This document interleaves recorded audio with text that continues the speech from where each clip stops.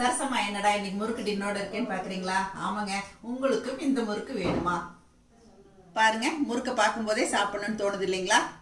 இந்த முறுக்கு அரிசி, பொட்டுக்கடலை, வெண்ணெய் எல்லாமே போட்டு செய்யற எங்க கொங்கு ஏரியா முறுக்கு தாங்க.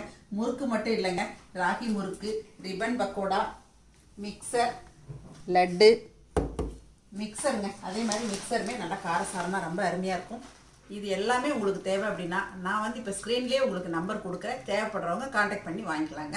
இந்த முறுக்கு சுற்றி இருக்க அழகை பார்த்தாலே சாப்பிடணும்னு தோணும் இல்லைங்களா? அந்த மாதிரி தான் நல்லா கரகரப்பாக மொறுமொறுப்பாக எப்பயுமே வந்து ஃப்ரெஷ்ஷாக தான் இங்கே கிடைக்குங்க. நீங்களும் தேவைன்னா ஆர்டர் பண்ணி வாங்கிக்கலாங்க. அதே மாதிரி ஸ்டோரேஜ் எல்லாமே வந்து ஸ்டீல் கண்டெய்னர் தாங்க. இது எல்லாமே இப்போ ஆர்டருக்கு தான் பேக் பண்ணி எடுத்து வச்சுருக்கோம்.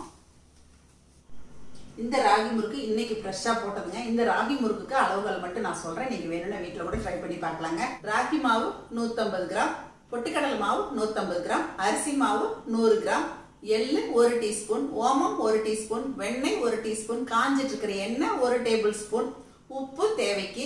இது எல்லாம் போட்டு நல்லா பிசைஞ்சிட்டு அப்படியே சுட வேண்டியதாங்க. நம்ம வந்து கொஞ்சம் பெருங்காயத்தூளும் இதில் சேர்த்துக்கலாம்.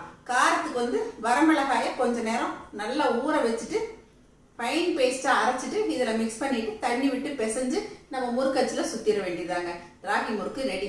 இந்த ராகி முறுக்கு நல்லா சுட சுட இப்போதான் சுட்டுருக்கோங்க. ரொம்ப அருமையாக வந்திருக்கு. இந்த ராகி முறுக்கு தேவை அப்படின்னாலும் இப்போ ஸ்க்ரீனில் போயிட்டு இருக்க நம்பரில் நீங்கள் கான்டாக்ட் பண்ணி வாங்கிக்கலாங்க. ராகி முறுக்கு பாருங்க, கொஞ்சம் கூட எண்ணெயே இல்லை. அதே மாதிரி மொறுமொறுப்பு அருமையாக வந்துருக்குங்க. மறுபடியும் ஒரு உபயோகமான தகவலுடன் உங்களை வந்து சந்திக்கிறேன். நன்றி, வணக்கம்.